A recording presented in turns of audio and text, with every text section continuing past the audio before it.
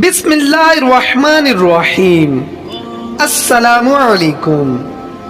دوستو، ویسے تو پاک پیغمبر حضرت ابراہیم علیہ السلام کی ساری پاکیزہ زندگی عظیم الشان قربانیوں سے آراستہ ہے، مگر با حکم خدا بندی اپنے لاڈلے فرزند حضرت اسماعیل علیہ السلام کے نازک اور نرم خوبصورت نورانی گلے پر اپنے ہاتھ مبارک سے پوری قوت کے ساتھ تیز دھار چھری کا چلانا ایسی لامثال اور منفرد قربانی ہے کہ تعمیل حکم اطاعت خدا بندی کی ایسی مثال نہیں ملتی۔ اطاعت خدا بندی کا یہ انوکھا نرالا انداز کیوں کر وقوع پذیر ہوا؟ بقول شعار کے خدا پاک نے خود ان کی ایسی تربیت کی تھی، شعور اور فکر اور دانائی کی وہ دولت انہیں دی تھی،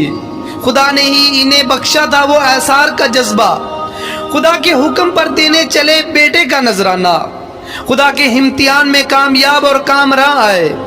اسی باعث جہاں میں وہ خلیل اللہ کہلائے۔ اب ادھر دیکھیں کہ جب باپ نے اپنے نو عمر فرزند سے پوچھا، اے میرے بیٹے، میں نے خواب میں دیکھا میں تجھے ذبح کر رہا ہوں،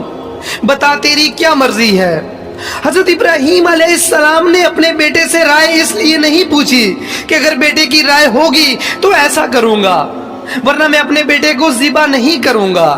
نہیں، ایسا ہرگز نہیں، بلکہ حضرت ابراہیم علیہ السلام نے رائے اس لیے پوچھی تھی کہ میرا بیٹا نبوت کا وارث اس آزمائش میں پورا اترتا ہے یا نہیں،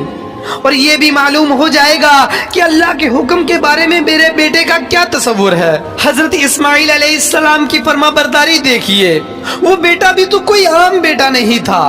وہ بھی آخر خلیل اللہ کا فرزند تھا۔ اگر باپ خلیل اللہ کے مرتبے پر فائز تھا تو بیٹے کے سر پر بھی ذبیح اللہ کا تاج سجنے والا تھا، کیونکہ آپ علیہ السلام کی صلب اطہر سے آقا دو جہاں تاجدار انبیاء جناب محمد مصطفیٰ صلی اللہ تعالی علیہ وآلہ وسلم اپنے نور مبین سے اس جہاں کو دائمی روشنی سے منور کرنے والے تھے، اس لیے وارث نبوت نے بھی اطاعت کی حد کر دی۔ آپ علیہ السلام نے اپنی باپ کے آگے سر کو جھکا دیا اور یہ بھی نہیں پوچھا کہ ابا جان مجھ سے کیا جرم سرزد ہوا ہے، میری خطا کیا ہے جو آپ مجھے موت کے حوالے کرنے والے ہیں، بلکہ قربان جاؤں اس بیٹے پر جس نے نہایت عاجزی اور انکساری سے اپنے باپ کے آگے گردن جھکاتے ہوئے جو کلمات اپنی زبان سے ارشاد فرمائے وہ قیامت تک نسل انسانی کے لیے مشعل راہ بن گئے۔ چنانچہ آپ نے ارشاد فرمایا، اس بیٹے نے کہا، اے ابا جان آپ وہی کیجئے جس کا آپ کو حکم دیا گیا ہے، انشاءاللہ آپ مجھے عنقریب صبر کرنے والوں میں سے پائیں گے۔ اے ابا جان میں روؤں گا نہیں، اور نہ ہی میں چلاؤں گا، اور نہ ہی میں آپ کو اس کام سے منع کروں گا، اب آپ چلیے اور اس حکم کی تعمیل میں دیر نہ کیجئے، انشاءاللہ آپ مجھے صبر کرنے والوں میں سے پائیں گے۔ یہ فضان نظر تھا کہ مکتب کی کرامت تھی، سکھائے کس نے اسماعیل کو آداب فرزندی۔ اب آگے بڑھ کر حضرت ابراہیم علیہ السلام نے اپنے بیٹے کو پیشانی کے بل لٹا دیا، اور حضرت اسماعیل علیہ السلام نے اللہ تعالیٰ کے عشق میں اپنی گردن مبارک زمین پر رکھ دی، اور باپ نے چھری کو چلانا شروع کیا تو آسمان دنیا کے فرشتے پہلی دفعہ اطاعت خداوندی اور تسلیم اور رضا کا یہ عالی شان منظر دیکھ کر ششدر رہ گئے۔ قریب تھا کہ چھری چل جاتی، لیکن اللہ کریم کی طرف سے ندا آئی، اے ابراہیم تم نے خواب کو سچ کر دکھایا، یہ ایک بڑی آزمائش تھی، تم اس میں کامیاب ہوئے، اور اللہ تعالی نے جنت سے حضرت اسماعیل علیہ السلام کے بدلے قربانی کے لیے ایک دمبا بھیج دیا، اور یوں یہ سنت ابراہیمی قیامت تک ہر صاحب استطاعت پر واجب کر دی گئی۔ دوستو وہ قربانی رائے حق میں جو اسماعیل نے دی تھی اس کی مثال ہمیں تاریخ عالم میں نہیں ملتی، اور خدا نے اس قربانی کو خود ناز سے دیکھا تھا، اور پھر ذبیح اللہ کا اعزاز بھی انہیں بخشا تھا۔ حضرت زید بن ارقم رضی اللہ تعالیٰ فرماتے ہیں کہ صحابہ اکرام نے عرض کیا، یا رسول اللہ صلی اللہ علیہ وسلم یہ قربانی کیا ہے؟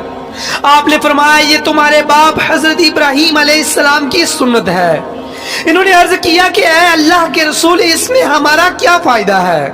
آپ نے فرمایا، تمہارا فائدہ یہ ہے کہ تمہیں قربانی کے جانور کے ہر بال کے بدلے میں ایک نیکی ملے گی۔ انہوں نے پھر عرض کیا، یا رسول اللہ صلی اللہ علیہ وسلم اون کا کیا حکم ہے؟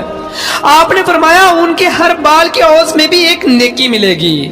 حضرت عبداللہ بن عمر رضی اللہ تعالی عنہ سے روایت ہے کہ نبی کریم صلی اللہ تعالی علیہ وآلہ وسلم نے مدینہ منورہ میں 10 سال قیام فرمایا اور ہر سال قربانی کی۔ حضور اقدس صلی اللہ تعالی علیہ وآلہ وسلم نے فرمایا کہ قربانی کے دن کوئی نیک عمل اللہ تعالیٰ کے نزدیک قربانی کا خون بہانے سے بڑھ کر محبوب اور پسندیدہ نہیں ہے۔ دعا ہے کہ اللہ تعالیٰ ہمیں اپنی رضا اور خوشنودی کے لیے زیادہ سے زیادہ قربانیاں کرنے کی توفیق عطا فرمائے اور ہماری قربانیوں کو اپنی بارگاہ رحمت میں قبول فرمائے۔ تو دوستو یہ تھی آج کی ہماری ویڈیو، تو میں امید کرتا ہوں کہ آپ کو ہماری یہ ویڈیو پسند آئی ہوگی۔ تو دوستو ملتے ہیں ایک نئے ٹاپک کے ساتھ، تب تک کے لیے دعاؤں میں یاد رکھیے گا۔ اللہ حافظ۔